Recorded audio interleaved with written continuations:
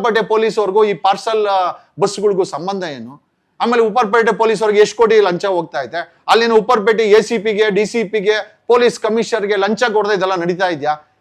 MG ರೋಡಲ್ಲಿ new ಇಯರ್ಗೆ show ಕೊಡೋವಂಥ Seemant Kumar ಗಾಂಧಿನಗರದಲ್ಲಿ ಇಷ್ಟೆಲ್ಲ ಅನಾಹುತಗಳು ನಡೀತಾ ಇದೆ, ಪಾರ್ಸಲ್ಗಳು ಹೊಡಿತಾ ಇದ್ದಾರೆ. ಬಸ್ ಇರೋದು ಜನ ಹೊಡಿಯಕ್ಕೆ, ಲಾರಿ ಇರೋದು ಪಾರ್ಸಲ್ ಹೊಡಿಯಕ್ಕೆ. ಲಾರಿ ಕೆಲಸನ ಬಸ್ ಮಾಡ್ತಾ ಇದೆ ಅಂತಂದ್ರೆ RTO ಅಧಿಕಾರಿಗಳು, ಟ್ರಾಫಿಕ್ ಅವರು ಅವ್ರ ಮೇಲೆ ಹಾಕಬೇಕು. ಸರ್, ರಾತ್ರಿ ಹೊತ್ತು ಇಲ್ಲಿಂದ ನೀವು ಬೆಳಗಾಂವರೆಗೂ ಹೋಗಿ ಒಬ್ಬ ಟ್ರಾಫಿಕ್ ಅವನು ಒಂದು ಬಸ್ಸನ್ನು ಚೆಕ್ ಮಾಡಲ್ಲ.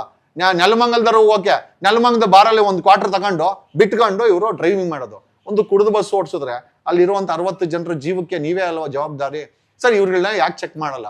ಸರ್, ಒಂದು ID ಕಾರ್ಡ್ ಹಾಕಲ್ಲ ಇವರು, ಯಾರೋ ಬಸ್ಗಳು ಡ್ರೈವರ್ಗಳು ಒಂದು ID ಕಾರ್ಡ್ ಹಾಕಲ್ಲ, ಒಂದು ಯೂನಿಫಾರ್ಮ್ ಹಾಕಲ್ಲ, ಮೇಲೆ ಪಾರ್ಸಲ್ ಇಲ್ಲದೆ ಇವರು ಗಾಡಿ ಓಡಿಸಲ್ಲ. ಸರ್, ಇಷ್ಟೆಲ್ಲ ಅನಧಿಕೃತ ನಡೀತಾ ಇದ್ರೆ ಸರ್ಕಾರ ಸುಮ್ಮನೆ ಇದೆಯಲ್ಲ. ಸೊ ಮಾಧ್ಯಮ ನೀವು ಯಾಕೆ ಬೇಕು ಅಂತ ಕೇಳಿದ್ರಿ? This is what we are doing. We are exposing the core. ನಾವು ರೂಟ್ ಅನ್ನು ಎಕ್ಸ್ಪೋಸ್ ಮಾಡ್ತಾ ಇದ್ದೀವಿ. ಬೇಕಾಗಿದೆ, ಬೇರೆ ಮಾಧ್ಯಮ ಮಾಡಬೇಕಾಗಿತ್ತು, ಮಾಡಿಲ್ಲ, ಈಗ ನಾವು ಮಾಡ್ತಾ ಇದೀವಿ. ಓಕೆ.